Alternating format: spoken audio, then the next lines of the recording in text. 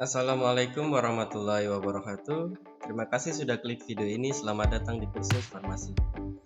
Oke teman-teman, bagaimana kabarnya? Saya harap kita semua dalam keadaan baik-baik saja ya. Ingat tetap patuhi protokol kesehatan ya. Selama pandemi ini, jangan lupa jaga kesehatan dan stamina tubuh ya.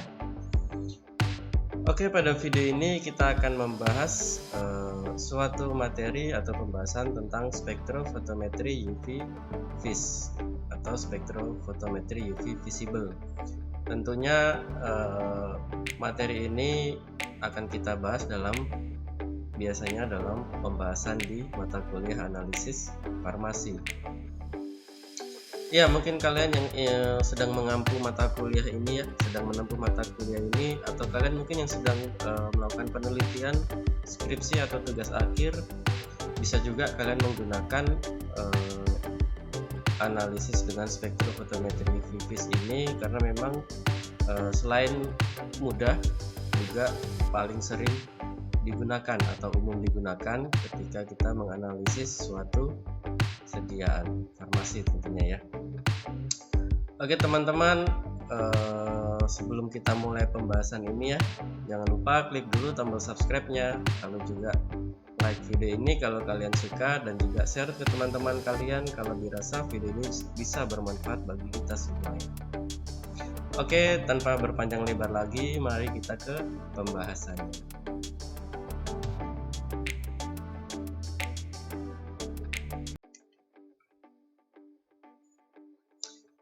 Ya, yang pertama sebelum kita masuk ke spektrofotometri UV vis, kita wajib mengetahui dulu dari prinsip spektrometri. Ya, dari spektrometri itu memiliki prinsip bahwa larutan sampel lalu dikenai radiasi elektromagnetik sehingga bisa menyerap energi atau radiasi, dan nanti terjadi interaksi antara radiasi elektromagnetik dengan materi. Dalam sini adalah atom atau molekul. Lalu jumlah intensitas radiasi yang diserap oleh larutan sampel dikonversi dengan konsentrasi analit atau nanti kita sebutnya detektor gitu ya, sehingga menghasilkan atau mendapatkan data secara kuantitatif.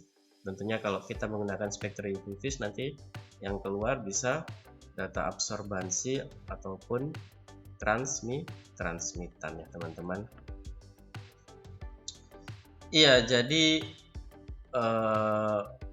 larutan sampel kita nanti akan menyerap energi atau radiasi yang dihasilkan dari sumber energi atau sumber radiasi.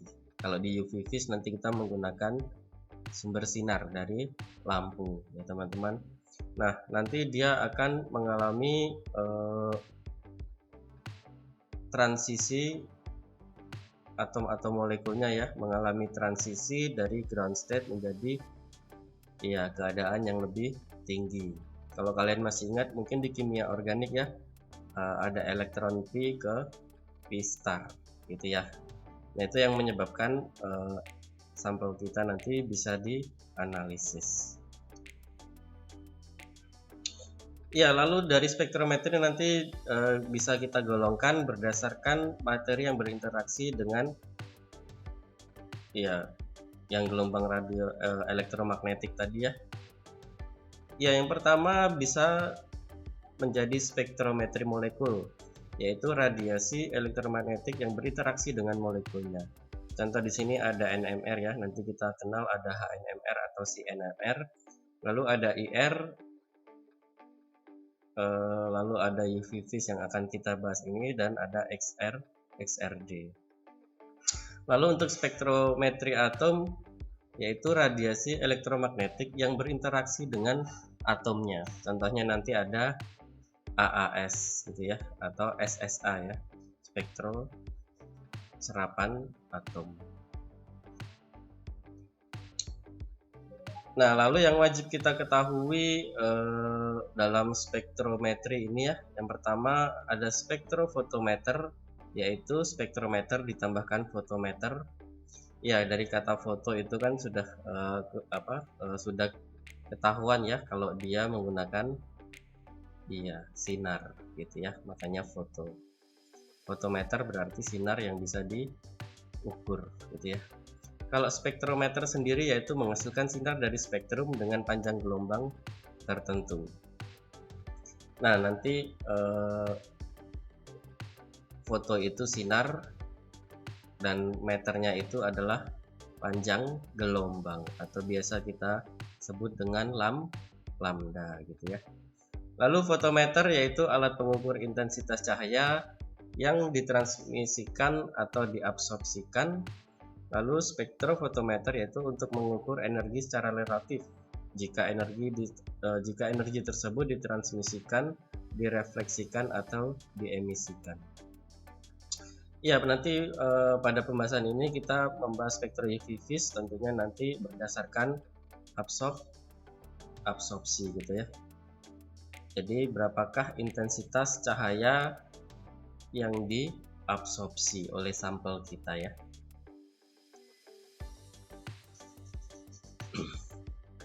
Ya, masih ke pembahasan yang spektrofotometri ya.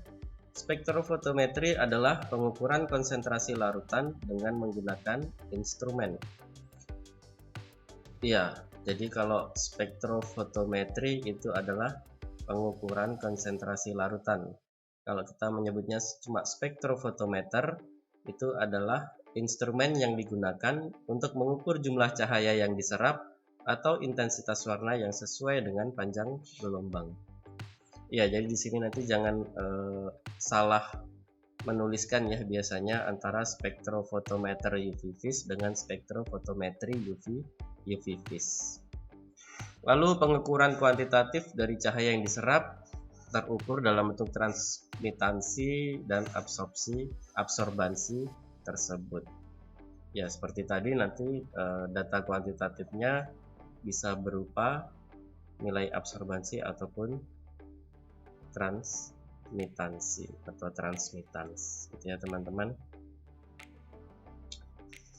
Lalu untuk analisis spektrofotometri yaitu analisis kimia yang didasarkan pada pengukuran intensitas warna larutan yang akan ditentukan konsentrasinya. Lalu dibandingkan dengan dibandingkan dengan larutan standar yaitu larutan yang telah diketahui konsentrasinya. Dan penentuan konsentrasi didasarkan pada absorpsimetri yaitu metode analisis kimia yang didasarkan pada pengukuran absorpsi atau serapan pada radiasi gelombang elektromagnetik. Ya, jadi nanti kalau kita mau melakukan analisis dengan spektrofotometer UV vis, tentunya nanti kita harus membutuhkan atau menyiapkan larutan pembanding tentunya dengan konsentrasi yang sudah diketahui gitu ya teman-teman. Nah, lalu ini ada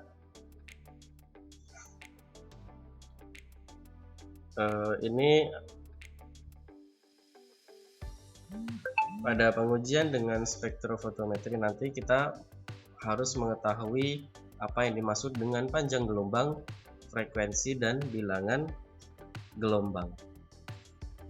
Ya, panjang gelombang atau lambang seperti ini kita bacanya lambda ya. Panjang gelombang atau lambda yaitu jarak dari puncak ke puncak antar gelombang. Jadi jarak antara satu puncak dengan puncak yang lain atau jarak dari kalau ke bawah ini kita sebutnya lembah ya.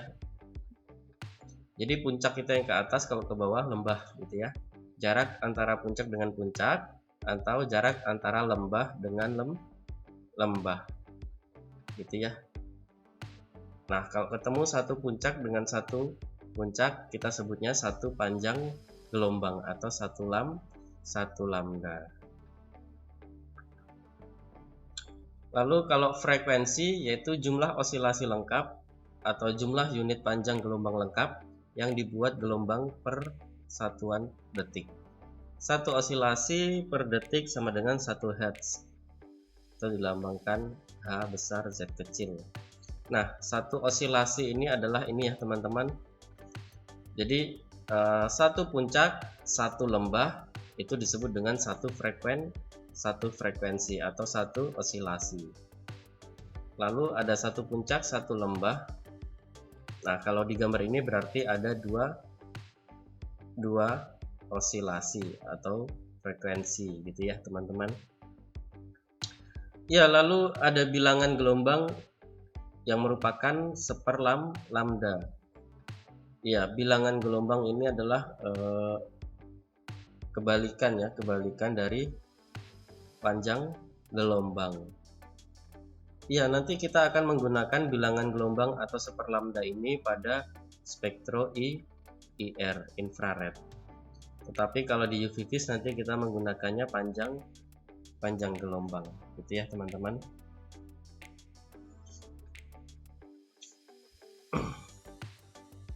Ya, mungkin dari sini sampai sini mungkin ada yang mau ditanyakan atau ada yang kurang jelas, mungkin bisa langsung komentar pada kolom komentar di bawah ya teman-teman.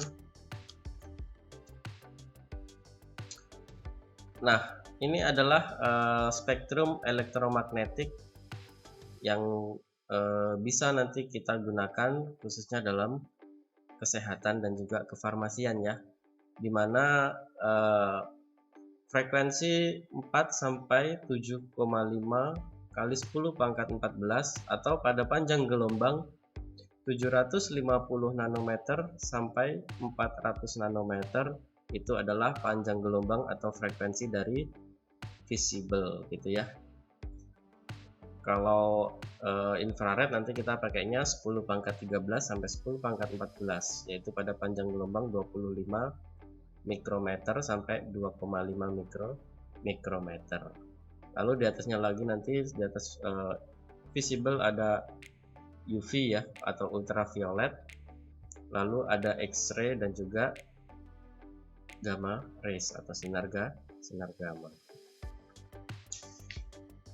Ya, ini merupakan kisaran ya dari spektrum elektromagnetik teman-teman. Nah, ini nanti didapat dari mana? Tentunya nanti kita bisa menggunakan kalau masih ingat mungkin dari persamaan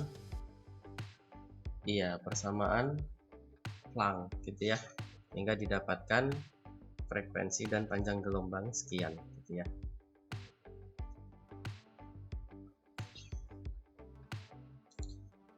Ya, lalu kita masuk ke pokok pembahasan kita, yaitu tentang spektrofotometri UV vis. Mungkin dari kalian sudah pernah melihat atau mungkin pernah menggunakan, atau mungkin sekarang kalian bekerja dengan instrumen ini ya atau alat analisis ini, kurang lebih seperti ini ya.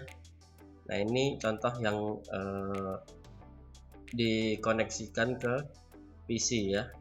Nah, nanti akan muncul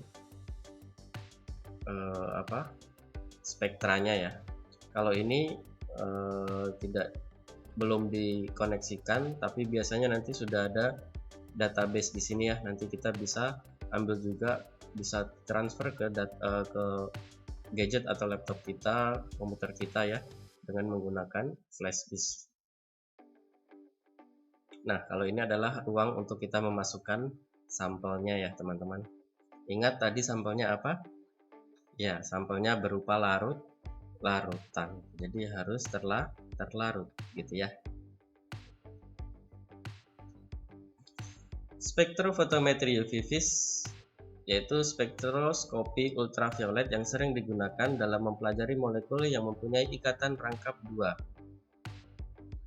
Iya, contohnya C rangkap 2C ya, atau C rangkap 2O atau C rangkap 2N, dan ikatan rangkap 3 yaitu C dengan C, C dengan N, terutama molekul yang mempunyai sistem konjugasi dan cincin aromatik. Kalau cincin aromatik kalian sudah pasti familiar ya, sudah tahu apa itu cincin aromatik. Ya, salah satu contohnya adalah benzen. Atau sistem konjugasi itu bagaimana ya kira-kira? Nah, sistem terkonjugasi itu adalah sistem yang memiliki rangkap selang-seling. Jadi rangkap 2, setelah itu rangkap 1, terus rangkap 2, rangkap 1, rangkap 2 gitu ya.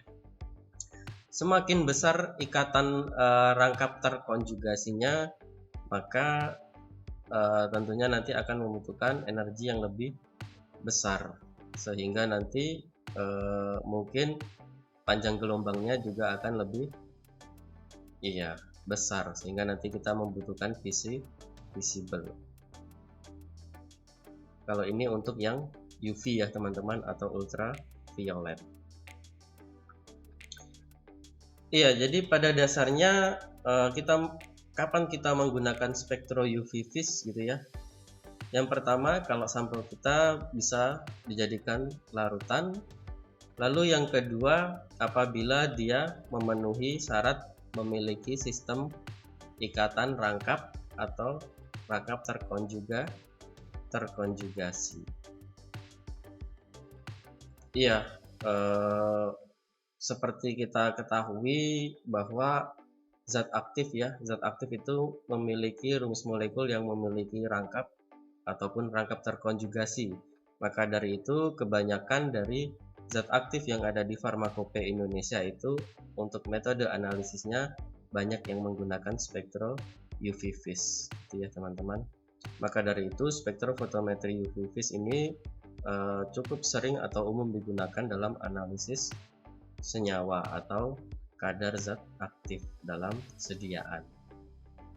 Bahkan nanti kalau kalian bekerja di industri ya teman-teman, nanti kalian juga akan menggunakan spektro UV vis ini untuk menghitung kadar, gitu ya.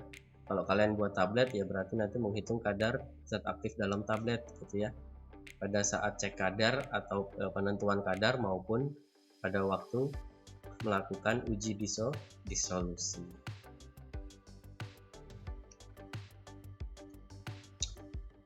Lalu ini ada beberapa gambaran dari spektrum visible ya, dimana wavelength adalah panjang gelombang. UV vis itu apakah satu? Ternyata tadi ultraviolet dan visible berbeda kan panjang gelombangnya ya teman-teman. Kalau kita kembali lagi di sini, ternyata visible itu 400 sampai 750, tapi kalau ultraviolet 1 sampai 400 sampai 1 nanometer. Tetapi nanti pada mungkin dari sumber yang lain ya atau buku yang lain menyebutkan, ada yang mengatakan ultraviolet itu kita bisa gunakan pada panjang gelombang mulai 180 sampai 380. Ada juga yang menyebutkan 200 sampai 400. Kalau visible juga ada yang mengatakan nanti sekitar 380 sampai 750 atau 780. Ada juga yang nanti menyebutkan 400 nanometer sampai 800 nanometer. Nah, terus permasalahannya kapan kita menggunakan ultraviolet, UV atau menggunakan visible gitu ya. Yang pertama paling mudah yaitu kita melihat sampel kita, apakah sampel kita itu berwarna atau jernih gitu ya teman-teman. Kalau sampel kita berwarna, nanti kita menggunakan yang visible.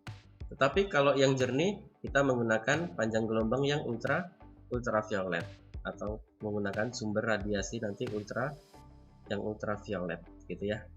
Lalu yang kedua kita bisa lihat nanti dari struktur kimianya ya, apakah nanti banyak rangkap terkonjugasinya atau tidak gitu ya. Kalau banyak rangkap terkonjugasinya berarti kita pakainya yang visible. Semakin panjang rangkap terkonjugasi maka semakin ke visible. Tetapi kalau cuma ikatan rangkap seperti tadi, nah itu kita menggunakan ultraviolet gitu ya. Nah lalu ikatan rangkap dua ini biasanya atau umumnya nanti kita sebut dia sebagai gugus kromofor. Jadi selain dari rangkap terkonjugasi, kita juga memiliki istilah gugus kromofor. Gugus kromofor itu yang memiliki ikatan rangkap 2 ataupun 3. Itu ya teman-teman. Jadi kalau sampel kalian ternyata struktur atau rumus kimianya tidak memiliki kromofor atau rangkap terkonjugasi, maka ya jangan menggunakan UV-vis gitu ya teman-teman. Nah ini adalah gambaran dari spektrum visible yang seperti tadi ya, karena sampelnya berwarna gitu. Mulai dari sekitar 400 nanti violet gitu ya, 450-an itu biru ya, lalu sampai ke 600-an itu orange, dan ke atas lagi adalah warna merah. Nah lalu di sini ada gambaran dari warna yang teramati dengan warna yang diserap. Ini maksudnya apa gitu ya? Ya mungkin dari kalian ada yang sudah tahu mungkin. Bagi yang sudah tahu bisa tulis pada kolom komentar di bawah ya. Nanti bisa kita gunakan untuk pembelajaran atau diskusi bersama gitu ya teman-teman. Iya, jadi bedanya warna diamati dengan warna yang diserap gitu ya. Warna yang diamati itu biasanya kita sebutnya dengan warna komplementer atau warna yang terlihat pada mata kita gitu ya. Sedangkan warna yang diserap itu warna yang diserap pada instrumen atau alat spektrovisibelnya itu ya teman-teman. Jadi seandainya kalau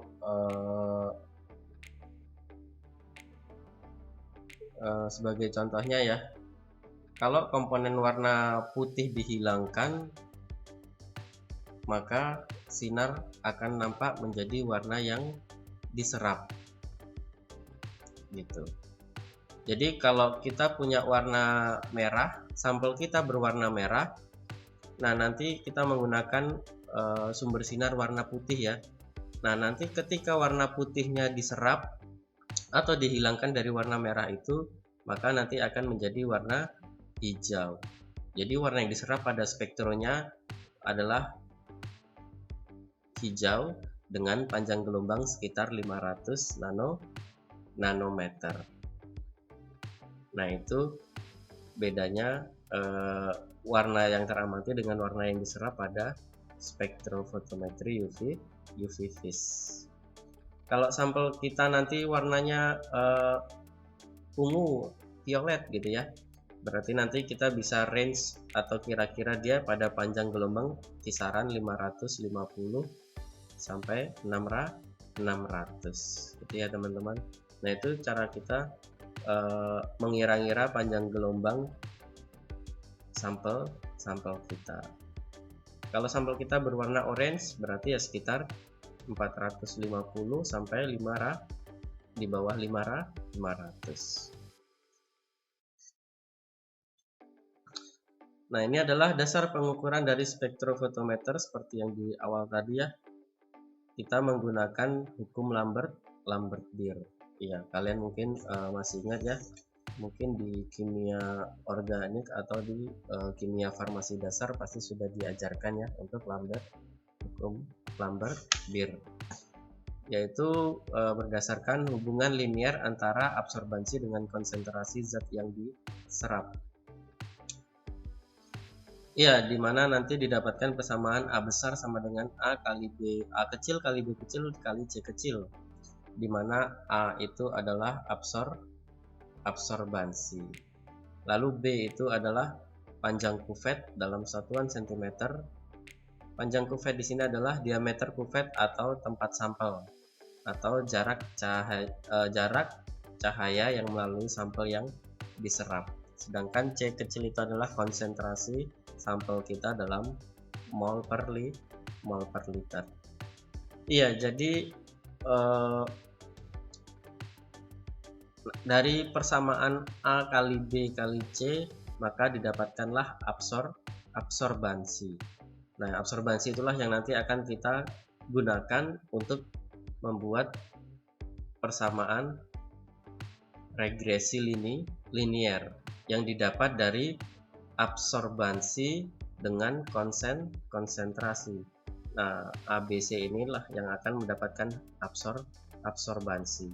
Tetapi pada instrumen yang sekarang ini ya, yang banyak digunakan pada zaman sekarang ini, langsung keluar data absorbansi. Jadi kita tidak perlu untuk menghitung menggunakan hukum A kecil kali B kecil kali C kecil ini ya teman-teman. jadi langsung keluar absorbansi, sehingga nanti kita bisa langsung tuliskan absorbansi di persamaan sumbu Y dan konsentrasi di sumbu X, dan nanti ada beberapa titik kita hubungkan menjadi garis lurus. Nah, itu adalah menjadi regresi linier. Nah, jadi itulah dasar pengukuran spektrofotometer, sehingga nanti kita bisa mendapatkan suatu kadar dalam suatu sediaan atau sampel kita ya teman-teman. Nah, itu adalah secara kuantitatif. Nah, ini penetapan kadar sampel pada spektrofotometer UV vis menggunakan perbandingan absorbansi sampel dan absorbansi baku, atau dengan menggunakan persamaan regresi linier yang menyatakan hubungan antara konsentrasi baku dengan absorbansinya. Ya, nanti absorbansi baku kita buat dari seperti apa, atau mungkin sudah ada yang pernah tahu ya absorbansi baku itu, atau biasa kita sebutnya nanti ya, mungkin ada yang sudah tahu ya, larutan stok atau standar. Tentunya kita sudah ketahui konsentrasinya. Nanti ya kita buat beberapa seri pengenceran atau beberapa seri konsentrasi pengenceran, nanti kita hubungkan dengan absorbansi. Ya, ini ada beberapa gambaran atau tipikal dari absorbansi gugus kromofor tadi ya. Nah, ini P ke P star gitu ya. Panjang gelombang maksimumnya dalam satuan nanometer adalah sekian gitu ya. Ya, lalu selain dari gugus kromofor ini, nanti juga ada yang mempengaruhi dari panjang gelombang yang akan kita gunakan ya teman-teman. Ya, mungkin kalian sudah pernah ada yang tahu atau pernah membaca istilah yang dinamakan dengan gugus auxokrom gitu ya, auxokrom gitu ya. Nah, mungkin kalian ada yang pernah tahu apa itu gugus auxokrom?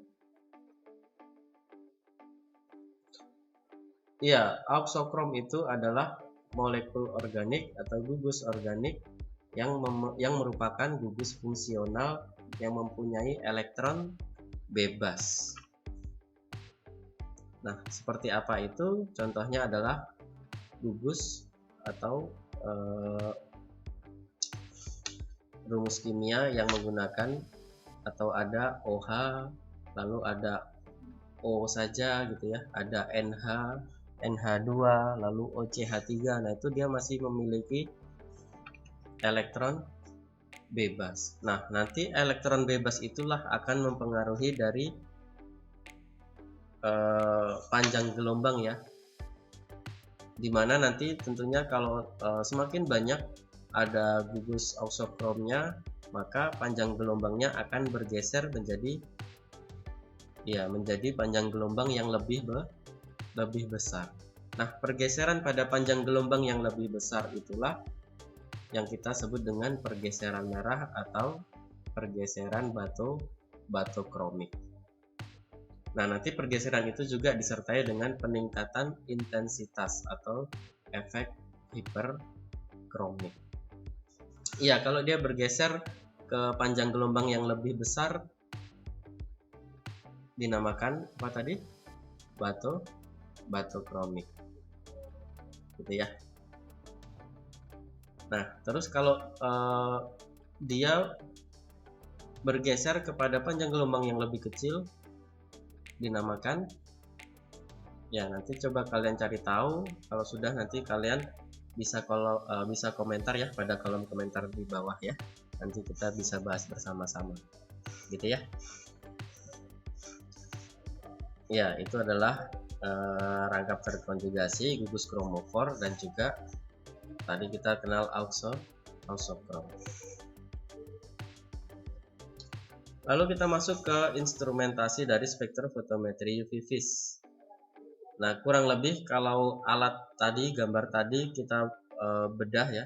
Di dalamnya itu ada komponen ini ya. Yang pertama ada sumber cahaya polikromatis, lalu di sini ada slit atau pintu masuk. Ini bacanya dilangsungkan saja ya, jangan di slow motion ya. Slit atau pintu masuk, lalu akan menembus suatu prisma kaca, akan dihasilkan beberapa warna. Setelah itu masuk lagi, melewati lagi slit atau pintu keluar, akan menembus ke sampel kita. Nah, sampel kita ini dalam suatu wadah kaca ya, atau nanti bisa plastik yang kita namakan kuvet. Setelah menembus ke kuvet, nanti masuk ke analit atau pengubah data. Jadi ya, pengubah data dari sinar menjadi transmitan atau absorbansi yang kita kenal dengan nama detektor. Setelah dianalisis dengan detektor, nanti baru masuk ke readout, nanti ke monitor spektro atau mungkin dihubungkan ke PC gitu ya, sehingga nanti kita bisa dapat data absorbansi ataupun transmitan. Nah, instrumen dari slit masuk dan slit keluar, lalu ada segitiga prisma ini ya, prisma segitiga ini. Nah, itu kita sebutnya adalah monokromator. Jadi nanti sampel ternyata di sini sampelnya hijau ya, lalu sinarnya adalah putih. Nah, nanti sinarnya nanti ketika putihnya dihilangkan menjadi warna yang teramati tadi ya teman-teman, atau di depan tadi itu warna yang diserap atau warna yang diamati, dan juga warna yang diamati atau kita sebut tadi warna komplementer. Kenapa seperti yang di depan tadi ya, ada warna komplementer dan warna yang diserap. Nah, itulah instrumen dari spektrofotometri UV vis. Yang pertama kita bahas yaitu sumber cahaya atau lampu. Tugasnya nanti dia memancarkan semua warna cahaya, yaitu cahaya putih, dan akan nanti dibiaskan oleh prisma menjadi semua warna tadi ya. Lalu ada monokromator, tugasnya untuk memilih satu panjang gelombang dan panjang gelombang yang dikirimkan melalui sampel. Ya, jadi monokromator ini adalah memilih dan juga memilah gitu ya. Jadi dipilah dari beberapa warna itu, nah dipilih satu warna akan menembus sampel kita gitu ya teman-teman. Lalu detektor tugasnya untuk mendeteksi panjang gelombang cahaya yang telah melewati sampel. Lalu ada tambahan biasanya amplifier, ini tugasnya untuk meningkatkan sinyal sehingga lebih mudah untuk dibaca terhadap kebisingan latar belakang atau pengotor gitu ya teman-teman, sehingga hasilnya nanti bisa lebih bagus gitu ya. Pertama kita bahas yaitu komponen lampu. Untuk spektrofotometer UV dia menggunakan lampu deuterium, tapi kalau spektrofotometer visible dia menggunakan lampu tungsten atau halogen gitu ya. Kenapa pakai lampu deuterium pada spektrofotometer UV? Karena lampu deuterium itu akan bekerja pada daerah 190 sampai 350 nanometer dari satu sumber ya. Nanti mungkin dari sumber yang lain agak berbeda, tapi kurang lebih sama gitu ya. Kalau lampu tungsten atau halogen quartz itu pada daerah visible pada panjang gelombang 350 sampai 900 nanometer. Selanjutnya ada monokromator. Seperti tadi tugasnya untuk memilih cahaya monokromatik gitu ya. Ya, monokromator ini digunakan untuk seperti tadi ya, memilih dan memilah cahaya pada panjang gelombang tertentu sesuai dengan sampel kita gitu ya.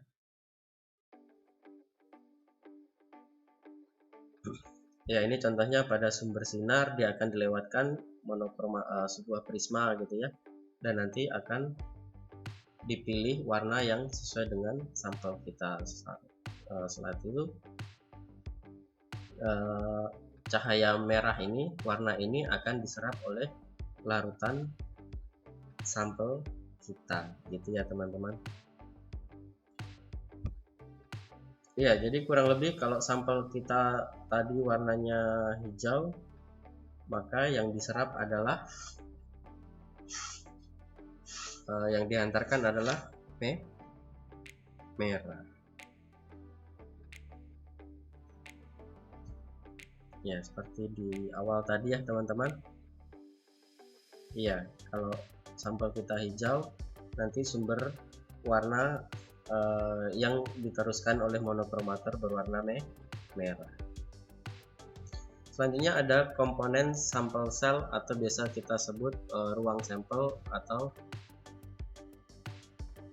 ruang sampel gitu ya, atau sampel cells. Nah, di dalam itu ada yang namanya seperti tadi ya, namanya cuvette. Cuvette yang digunakan pada spektrofotometri UV yaitu quartz atau kristalin silika. Kalau spektrofotometer visible dia menggunakan cuvette dari gelas.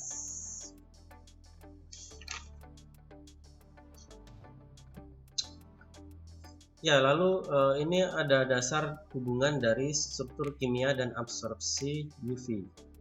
Larutan dapat dianalisis dengan spektrofotometer UV apabila senyawa mempunyai gugus kromofor tadi ya.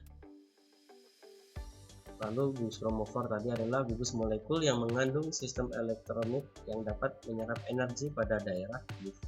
Nah, itu adalah gugus kromofor. Ya, ini ada gambaran lagi atau contoh dari beberapa gugus kromofor dan juga panjang gelombangnya ya teman-teman. Nah, kalau seperti ini yang kita namakan gugus rangkap terkonjugasi tadi ya. Rangkap terkonjugasi itu ini tidak rangkap, rangkap, tidak rangkap, rangkap, tidak rangkap, rangkap. Semakin panjang ini, semakin panjang terkonjugasinya, maka panjang gelombangnya semakin besar teman-teman. Ya, aplikasi untuk spektrofotometer UV bisa kita gunakan untuk protein, asam amino gitu ya, determinasi glukosa, lalu enzim activity, contohnya hexokinase. Lalu struktur kimia dan absorpsi visible. Larutan yang dapat dianalisis dengan spektrofotometer visible yaitu senyawa yang berwarna. Contohnya di sini ada KMNO4. Apabila senyawa tersebut tidak berwarna, maka perlu ditambahkan pengompleks yang dapat membentuk warna. Contohnya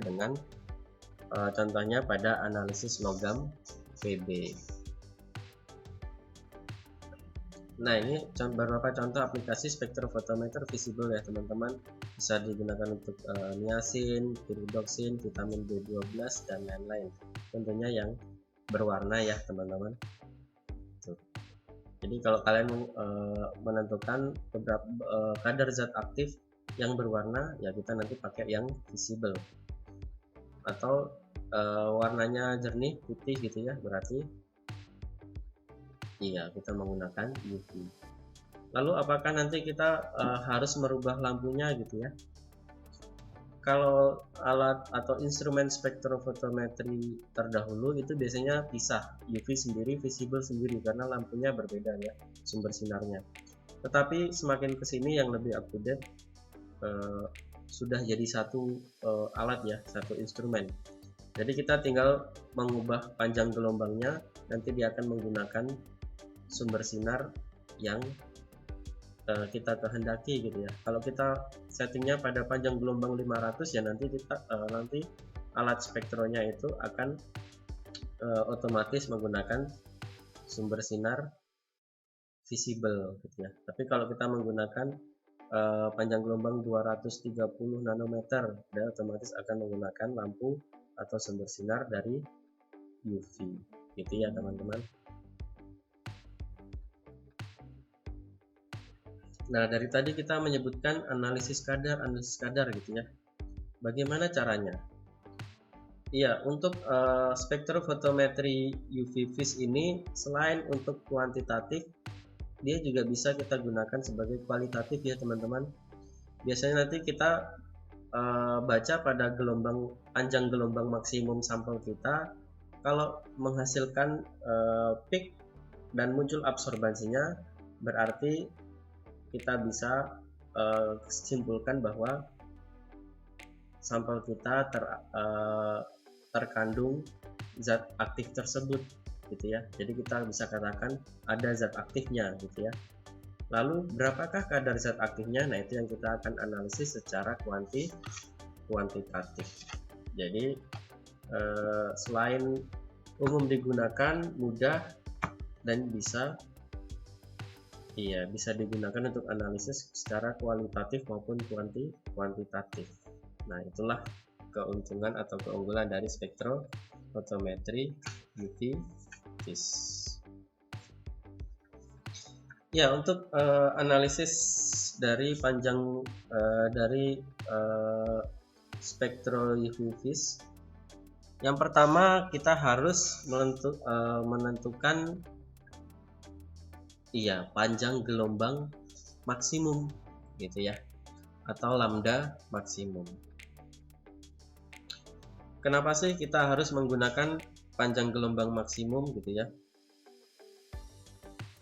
Ya, karena pada panjang gelombang maksimum itulah absorbansi nanti juga yang paling maksimum, sehingga nanti tingkat kesalahannya lebih kecil. Ya, untuk mencari tahu berapa panjang gelombang maksimumnya, kita bisa menggunakan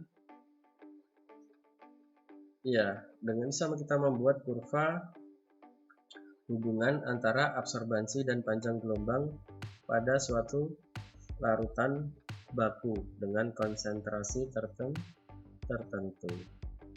Jadi kalau kita mau analisis paracetamol dalam tablet gitu ya, nah nanti kita bisa menggunakan larutan bakunya paracetamol murni.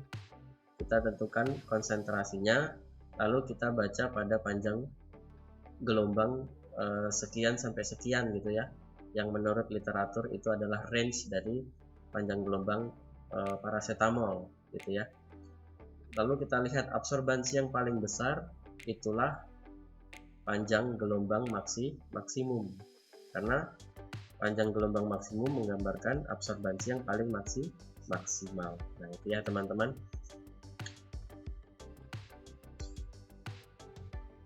Ya, terus selain itu ya, kenapa sih harus menggunakan panjang gelombang maksimal?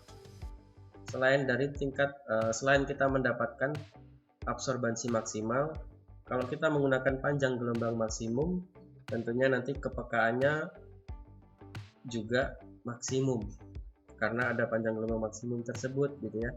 Jadi perubahan absorbansi untuk setiap satuan konsentrasi adalah yang paling besar gitu ya. Ya, jadi kepekaan waktu kita melakukan analisis juga semakin besar.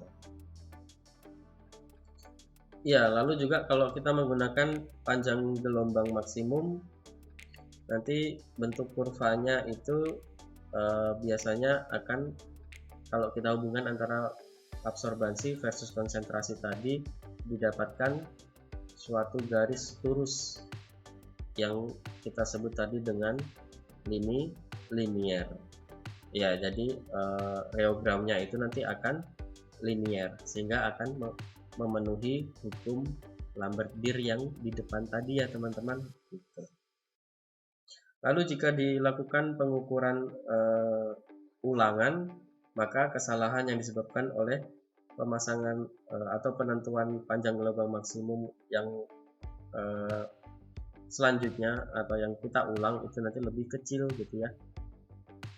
Jadi kalau hari ini kita mengukur pada panjang gelombang sekian gitu, pada panjang gelombang maksimumnya, hasilnya absorbansinya 0,2. Nah, besoknya kita ulangi lagi, kemungkinannya tetap 0,2 gitu ya. Jadi kesalahan atau kekurangan ketepatan dari pengukuran ulang bisa dihindarkan kalau kita menggunakan panjang gelombang maksimum gitu ya teman-teman. Selanjutnya kita menentukan operating time. Ya, kenapa sih kita harus menggunakan operating time gitu ya? Ya, karena ingat tadi sampel kita dalam bentuk larutan. Kalau sampel kita tidak bisa dilarutkan dengan air aqueous, ya kita harus menggunakan pelarut organik gitu ya. Nah, nanti pada proses pelarutannya itu kan ada reaksi atau interaksi kimia di situ ya. Atau mungkin kalau kita mau lihat perubahan warna, contohnya kalau kita analisis aktivitas penangkapan radikal bebas dengan menggunakan DPPH gitu ya. Nah, itu kan DPPH-nya berwarna ungu ya kalau tidak salah. Ya, nanti berubah menjadi warna merah atau orange gitu ya, atau sebaliknya. Nah, itu kan ada waktu yang dibutuhkan dia untuk melakukan perubahan warna atau terjadi reaksi kimia sehingga nanti didapatkan absorbansi yang stabil gitu ya. Jangan dia di tengah-tengah reaksi kita baca absorbansinya, terus selanjutnya kita baca sampel yang mungkin reaksinya sudah selesai. Nah, nanti hasilnya bisa berbeda. Maka dari itu kita menentukan operating time. Ya, caranya seperti apa gitu ya untuk operating time. Nah, nanti kita bisa tentukan mungkin dari interval waktu awal pembuatan, lalu 5 menit, 10 menit, 15 menit, 20 menit, sampai 30 menit mungkin gitu ya. Lalu kita lihat absorbansinya. Di mana absorbansi yang stabil, tidak naik atau tidak turun. Nah, itulah operating time atau waktu yang paling terbaik waktu kita baca di spektrofotometri UV-Vis-nya ya teman-teman gitu. Ya, karena selain itu juga mungkin terlalu lama sampel kita warnanya akan berubah atau sampel kita rusak sehingga warnanya bisa berubah gitu ya teman-teman. Maka dari itu kita menentukan operating time, jadi bisa lebih ajak gitu ya. Kalau sampel pertama kita ujinya, kita baca absorbansinya pada menit ke-10. Nah, sampel kedua, sampel ketiga juga sama gitu ya. Jadi jangan sekarang sampel 1 kita baca setelah 5 menit, sampel kedua kita baca setelah 30 menit, sampel ketiga kita baca setelah 1 hari karena waktunya habis, labnya mau tutup, kita baca di hari selanjutnya, di besoknya. Nah, itu tidak boleh karena tidak mengikuti dari operating time tadi. Setelah itu kita sudah tahu operating time, kita tahu panjang gelombang maksimumnya, lalu kita buat larutan standar atau larutan baku tadi ya dengan konsentrasi tertentu, lalu kita buat seri pengenceran. Nah, seri pengenceran ini ada yang menyebutkan minimal 5 ya, 5 seri pengenceran. Tapi kalau mau lebih banyak itu lebih bagus gitu ya teman-teman. Kita buat contohnya 5 seri pengenceran gitu ya. Mungkin dari larutan baku 100 ppm kita encerkan menjadi 1 ppm, lalu 2 ppm, 5 ppm, 10 ppm, atau yang kelima itu 20 ppm gitu ya. Lalu kita baca masing-masing pada panjang gelombang yang kita dapat dengan operating time yang kita dapat. Lalu kita dapat absorbansi. Nah, nanti absorbansinya itu kita gambarkan di kurva atau reogram tadi ya, X dan Y, di mana X adalah konsentrasinya 1, 2, 5, 10, 20 ppm dan sumbu Y-nya adalah absorbansi. Nah, nanti dari titik-titik itu kita hubungkan sehingga mendapat garis lurus atau slope ya. Nah, nanti kalau garisnya lurus berarti mengikuti hukum Lambert-Beer gitu ya, terpenuhi, berarti bagus gitu ya. Tentunya nanti kalau kurva standar kalian bagus, kurva standarnya lurus gitu ya, berarti untuk analisis sampelnya lebih tepat gitu ya. seandainya kalau kurang lurus, nah itu nanti kita bisa cari tahu kira-kira di konsentrasi berapa yang tidak lurus. Mungkin nanti kita bisa ulangi lagi pengukurannya gitu ya, absorbansinya. Ya, lalu setelah itu untuk menentukan apakah kurva standar kita sudah bagus atau tidak, kalau kita dapat nilai R-nya itu adalah mendekati 1 atau 0 di atas lebih dari 0,99. Nah, nilai R itu kita dapat dari mana? Kita bisa menggunakan persamaan regresi linier. Karena garisnya tadi linier, kita menggunakan persamaan regresi linier gitu ya. Tapi kalau reogramnya tidak linier, eksponensial, ya tidak boleh gitu ya, jangan ya. Nanti cari yang regresi linier saja gitu. Ya, nanti setelah kita masukkan di kalkulator mungkin atau di Excel ya, untuk persamaan regresi liniernya, nanti didapatkan nilai A, B, dan juga R. Nah, nanti dari situ kita bisa menggunakan persamaan regresi linier. Y sama dengan A plus B X.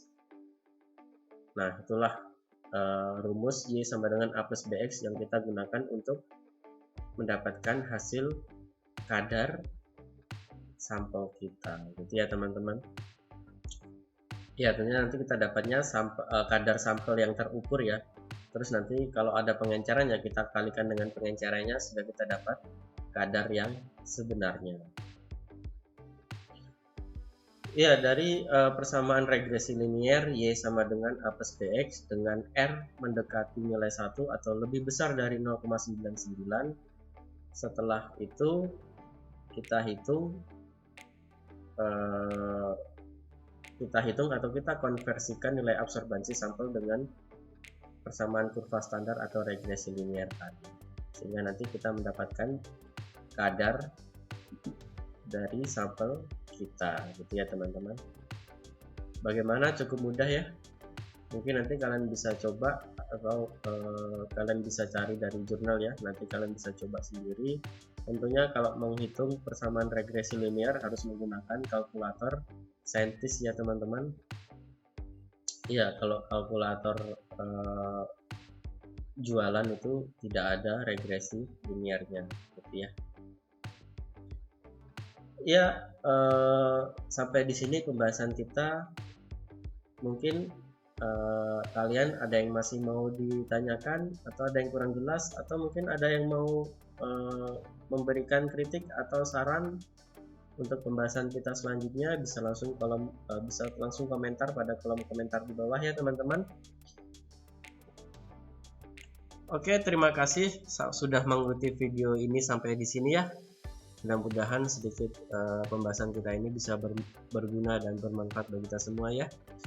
Jangan lupa klik tombol subscribe-nya, like video ini kalau kalian suka, dan juga share ke teman-teman kalian kalau dirasa video ini bisa bermanfaat dan juga bisa dijadikan bahan pembahasan diskusi bersama gitu ya. Sampai ketemu di video selanjutnya. Assalamualaikum warahmatullahi wabarakatuh.